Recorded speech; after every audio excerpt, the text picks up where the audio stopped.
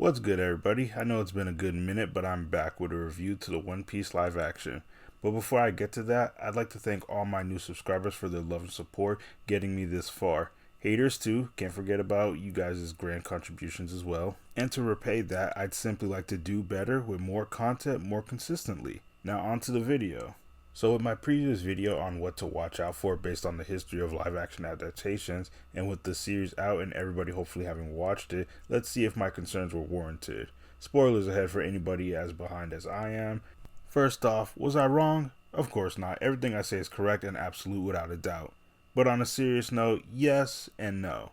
In the last video, I pointed out money may be a problem. However, the budget in my opinion is used wisely with consistency. The CGI and effects never look terrible, and the quality of the locales are unique and distinct from each other. Next, the adapting/condensing of the arcs is well done, such as the change of instead of the crew randomly stumbling onto islands, making the East Blue Saga feel a bit like it has an Island of the Week format. The transitions from island to the next have more plot relevance like in later portions of the manga. However, characters and their roles that were cut did affect the story in my opinion. For example, cutting out Django wasn't for the best, as his hypnosis abilities make Kuro's plans and faking his death more feasible. Luffy's battle against Don Krieg shows Sanji the worth of determination against difficult odds, helping get Zeph's point across to get Sanji to go chase after their shared dream. And cutting Hachi out is understandable with the difficulties of his 6 arms. However, his battle with Zoro is still important to establish Zoro's new resolve to get stronger and surpass Mihawk. The pacing can be a bit too fast, and it's understandable due to the medium. This is an 8-episode live action adaptation of material that spanned over 40 episodes. These kinds of things are unavoidable with so few episodes. However, it still affects the emotional impacts of certain scenes by not letting the emotions settle and fester, to almost borderline on mood whiplash. For example, skipping Nami's confrontation of Arlong and the villagers really diminishes the scene of her reaching her breaking point. Weirdly enough, they turned Garp and Kopi's adventures into a subplot that honestly has more focus than needed. Focus time that could have gone into developing the Straw Hats more.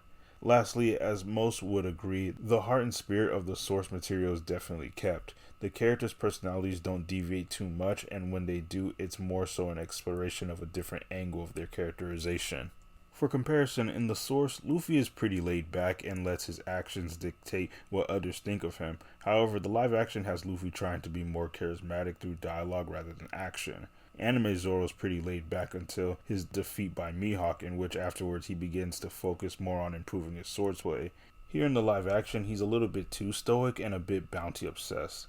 Nami has a bit of a more Robin Hood mentality when attempting to steal from Kaya from the jump and bringing up the difference between the rich and poor, while in the manga, she claims she only steals from pirates. Usopp isn't much different, it's just that his goofiness is toned down and his cowardice is played for drama rather than comedy. And naturally, of course, Sanji's lovesick tendencies are extremely toned down. But a real standout is Jeff Ward's Buggy, balancing his original characterization without making him a Joker ripoff. And the live action's Mihawk is the most on-point character with the most badass entrance, even though the anime's slow build-up of Dread is still better.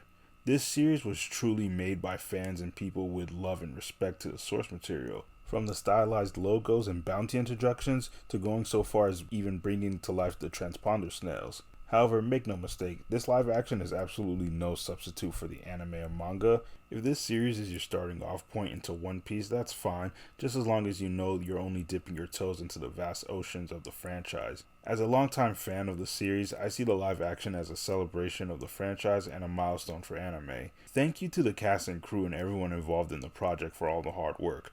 I hope nothing but success and improvement for the live action from here on out. This has been the Rogue Ranger. Like, comment, subscribe, and have a nice day.